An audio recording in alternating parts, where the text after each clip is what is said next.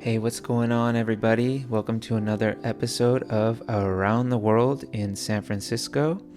As you can see me here, I am riding along the Embarcadero on a beautiful, beautiful evening. And up ahead, you can see the Bay Bridge. It's just an amazingly gorgeous sight. Everyone is out, even with their masks on, having a great time. And I like to take this ride as often as I can. Anytime I need to get from, let's say, like the financial district to another side of town toward North Beach or Fisherman's Wharf, I'll take this route, even if it takes a little bit longer, just because the view is so breathtaking and the breeze from the ocean. It's really therapeutic. It's very healing. And right here you can see I'm actually standing up on my bike. So I stand so that way you can see more of the scene of what's going on. People are out now eating their food and having a good time again after that long quarantine for the Chinese Communist Party virus. Anyway, today what I want to talk to you about is a story. It's about me. And when I was younger, a lot of the kids in my middle school, they called me Simon Birch. Now, for those who don't know, Simon Birch is a movie that was made, I believe, in the 90s.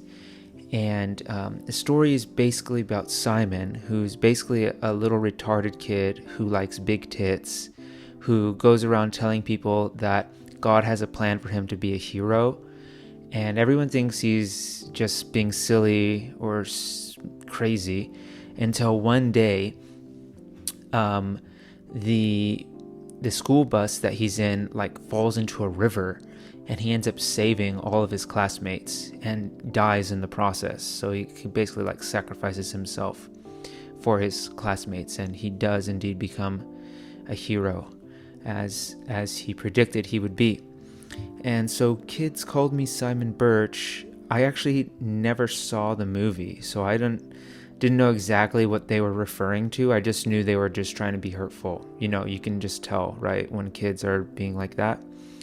But it was because I was pretty small. I was one of the smallest kids in school, and I had a big head. I still have a big head, very big.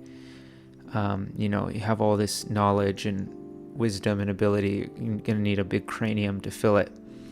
And I had glasses. I had these big glasses, and I also had really crooked teeth, So that's where they got the comparison.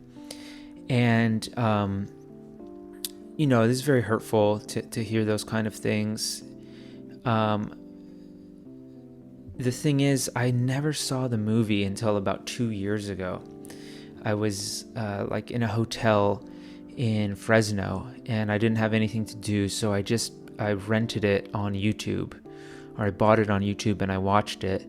And it's a really good movie. It's a really good movie. It's a well done, a great story. And actually, Jim Carrey, he's one of my favorite actors growing up.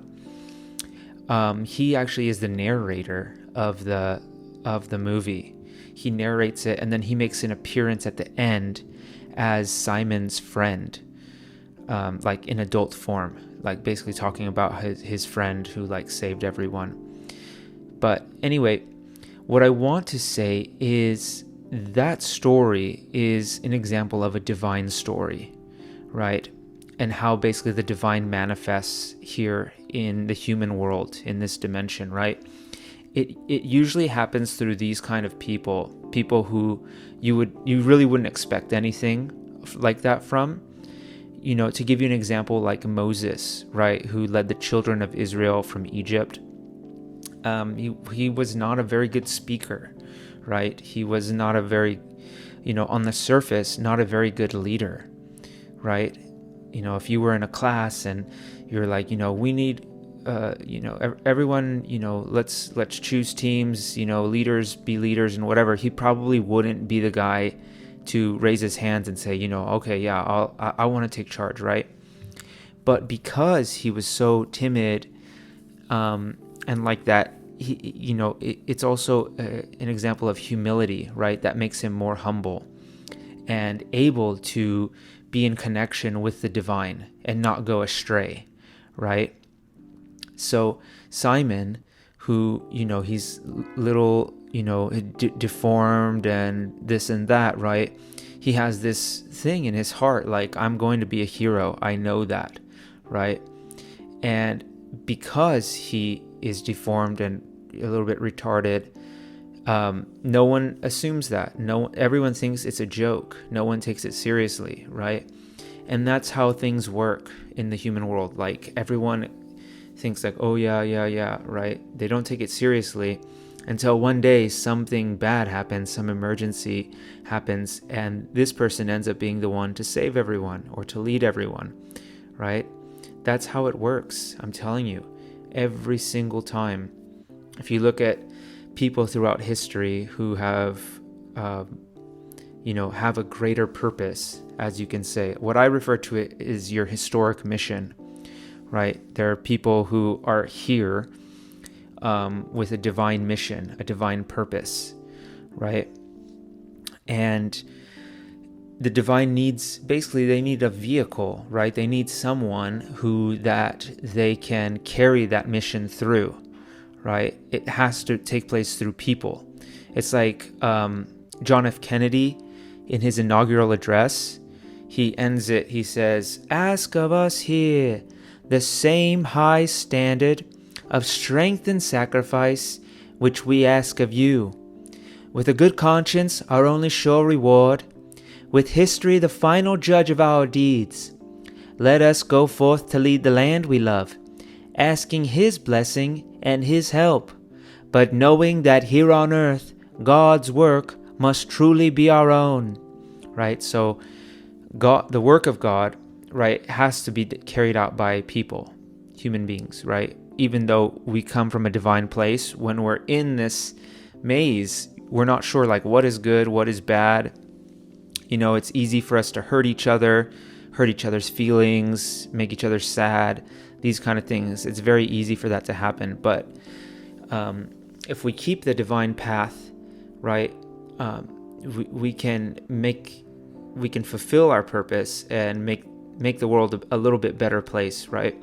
Because the thing is, there will always be suffering in the world. I don't know if people understand that. Like, all of these groups that are saying like, yeah, like if we had communism or if we had this, it'd just be a utopia. There'd be no more sadness or suffering, right? That's a myth. That's a fairy tale. There will always be suffering in the world, even in the future, when the world becomes even more spiritual, which is going to happen here within the next 10 to 20 years as things get more crazy. There's still going to be pain and suffering, right? That's why we're in this human realm, right? We drop down into this human realm because we fell from a divine place. So in this human realm, there will be suffering, meaning that there's going to be wars. There's still going to be people who treat each other wrong. There's going to be intolerance, all of this kind of stuff. So this notion that, if we do this, we can get rid of all the sadness, all the pain, like that doesn't exist. That's not real. The only way you could do that is if you cultivated yourself, right? You genuinely cultivated your heart and enlightened, reached a higher realm. So that's what I want to tie this back into Simon Birch, right? That's what the kids called me in school, is that I, just had a lot of insecurities growing up. I grew up in a single parent household, and, I was really small and all of this kind of stuff, but, it's like what Cus D'Amato says. Cus D'Amato is Mike Tyson's mentor. He basically says that the greater the person, the greater their insecurities, meaning that these people are never content or satisfied. They're always reaching for something greater. So the way I see it, that's also a divine arrangement, right? Is arranged by heaven. for me to have to go through all of these things, all this, tremendous suffering and insecurity and sadness, all this kind of thing to basically prepare me for the future, which is here in this time, the most chaotic time, right? I think we can all agree we're in what the Bible would refer to as the end times, right? So for me, going through all these things now, it's not as difficult, honestly, because of all that I've been through. Like, no matter how chaotic or pressure that it gets, I'm like, well, yeah, it's bad, but I've been there before. I already know what this is like, right? It's like a quarterback, like Tom Brady or something, right? Who's been in 8 Super Bowls. It's like, yeah, the Super Bowl is tough and it's a lot of pressure, but yeah, I've been there 8 times already. I know what it's like. I know how to handle things. I've studied my plays. I know my teammates really well, and I'm pretty sure we can win. So that's the confidence that I go along with in my daily life. As you can see here, as I go up, I believe this is Mason Street. It's a really steep hill, and the guy next to me was riding his bike, and he gave me a smile and a thumbs up because he was pushing his bike up, and I was just chugging along, man. I've gone up this hill so many times.